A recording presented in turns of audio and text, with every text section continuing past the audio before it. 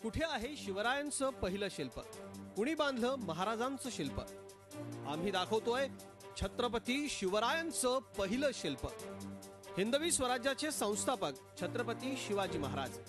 भारतात आज अनेक ठिकाणी महाराजांची स्मारक, शिल्प, पुतळे आहेत, पण शिवरायांचं इतिहासातलं पहिलं शिल्प स्मारक कुठं आणि कसं आहे याबाबत काही मोजके अभ्यासक सोडल्यास कुणालाही या संदर्भात माहिती नाही।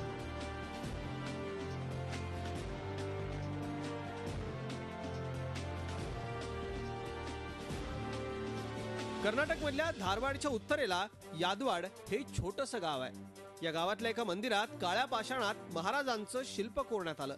या शिल्पाची उंची 3 फूट आणि रुंदी 2.5 फूट आहे। 2 भागात हे शिल्प विभागलं गेलंय। शिवाजी महाराजांच्या प्रति कृतज्ञता म्हणून तिनं आपल्या जे काय राज्य होतं त्या राज्यामध्ये अशा पद्धतीचे हे वीरगळ तयार करून ठेवलेले आहेत आणि हे त्याच वेळेचे आहेत।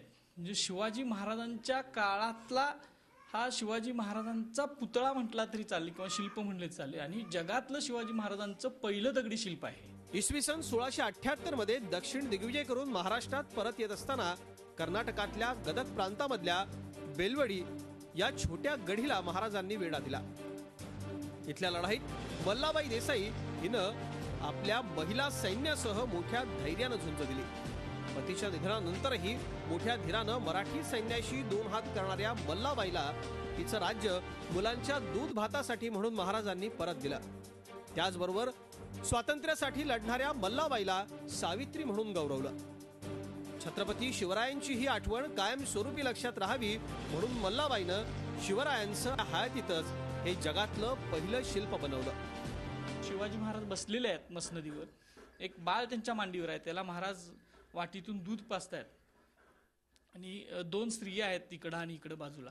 त्यातली एक मल्लवाचं हे शिल्प असणार आहे, कारण ते सगळी ती वेशभूषा सगळी दिसते आणि ती शिवाजी महाराजांना काहीतरी भरवते, अशा पद्धतीचं ते हे सगळं शिल्प आहे। शिवरायांच्या शिल्पाचा इतिहास यादवाडच्या ग्रामस्थांना माहिती नसल्यानं त्याची म्हणावी तशी देखभाल होत नाही।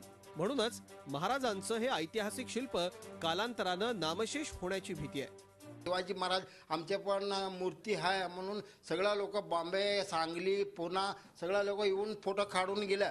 फोटो ते निचळ नाही आला म्हणून हे आम्ही इथं व्यवस्थित ते मंदिर होईल तर विजृंभण करून ते स्थापना करणार आम्ही। यादवाडचे ग्रामस्थ हनुमानाच्या मंदिराबरोबरच या शिल्पाची दररोज पूजा अर्चा करतात, पण हनुमानाच्या मंदिर बांधकामासाठी हे शिल्प असं कोपऱ्यात ठेवण्यात आलंय। बांधकाम पूर्ण झाल्यानंतर हे ऐतिहासिक शिल्प ग्रामस्थ पुन्हा उभं करणार आहेत, पण याकरता ग्रामस्थांनी हनुमानाच्या मंदिराबाहेर आणि गटारी समोर त्याची जागा निश्चित केली आहे। त्यामुळं ऐतिहासिक आणि भावनिक दृष्ट्या मोलाच्या या शिल्पाचं अस्तित्वच धोक्यात आलंय। छत्रपती शिवाजी महाराज जिवंत असताना त्यांच्याच नावाने तयार केलेलं हे काळ्या पाषाणातलं शिल्प, आता हे शिल्पाची अवस्था बघितली, हे मंदिरातल्या एका कोपऱ्यात हे शिल्प आडवं टाकण्यात आलेलं आहे। यावरूनच या शिल्पाची अवस्था सध्या काय आहे हे आपल्या लक्षात येतं। महाराष्ट्र सरकारनं फक्त छत्रपती शिवाजी महाराज की जय म्हणण्याऐवजी या शिल्पाचं संवर्धन आणि जतन करण्याची गरज आहे, अन्यथा एक मोठा इतिहास पुसला जाण्याची शक्यता नाकारता येत नाही। व्हिडिओ जर्नलिस्ट मिथुन राजेसह प्रताप नाईक, झी मीडिया, यादवाड। झी 24 तास रहा एक पाऊल पुढे।